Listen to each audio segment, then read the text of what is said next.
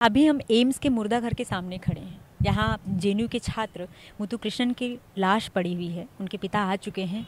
तमाम छात्र जो जेएनयू के हैं वो यहाँ 24 घंटे से खड़े हैं और अपनी मांगों को, अपनी शर्तों को लेकर के टिके हुए हैं कि जब तक ये शर्तें पूरी नहीं होती, उनके हिसाब से पारदर्शिता का पूरा खाका कंप्लीट नहीं होता, तब तक वो कृष्णन की बॉडी का पोस्टमार्टम नहीं होने देंगे। हम तमाम छात्रों से अभी तक हमने बात की और हमने उन सारे मुद्दों पर बात करने की कोशिश की, जानने की कोशिश की कि एक्चुअल में मामला क्या था और किस तरह से कि सच में वो आत्महत्या है या हत्या है। अभी हमारे साथ एआईएसएफ के जयंत मौजूद हैं।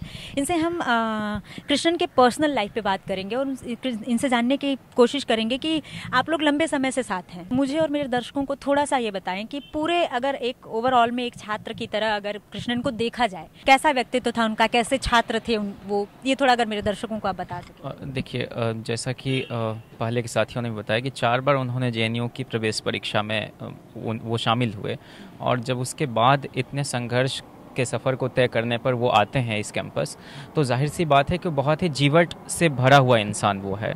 और जुझारू तो थे ही, उनकी राइटिंग्स वगैरह को भी आप देखेंगे, चाहे वो सोशल मीडिया पर भी हो, तो लगातार इस बात को लेकर कंसर्न थे कि जेएनयू में हो क्या रहा है।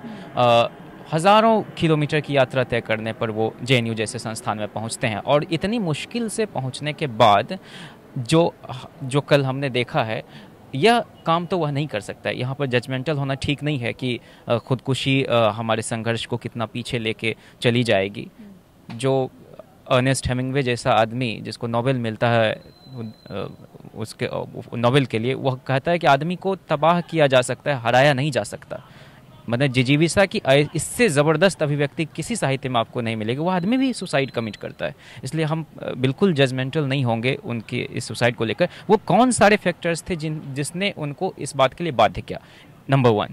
दूसरा ये कि जब तक पोस्टमार्टम रिपोर्ट नहीं आ जाती है उस पर बहुत करना भी ठीक नहीं होगा। लेकिन हम लोग जहाँ तक जानते हैं कि होली के दिन भी, मतलब कल भी वो दिखे कैंपस में, परसों जो वहाँ पर जेएनयू में एक चार्ट सम्मेलन होता है वहाँ भी रात में वो दिखे थे। कहीं से भी वो फ्रस्ट्रेटेड जैसे तो नहीं थे, नहीं डिप्रेस। बिल्कुल इस मामले में कहीं ना कहीं कुछ है। हाँ, दूसरा ये ज़रूर है कि जिस सेंटर फॉर हिस्टोरिकल स्टडीज़ में वो थे, वहाँ पर गाइड को चेंज करने को लेकर उनकी एक मन वो चाहते थे कि ऐसा हो, उनके टॉपिक के हिसाब से काम हो सके। उस वजह से थोड़े बहुत परेशान वो थे।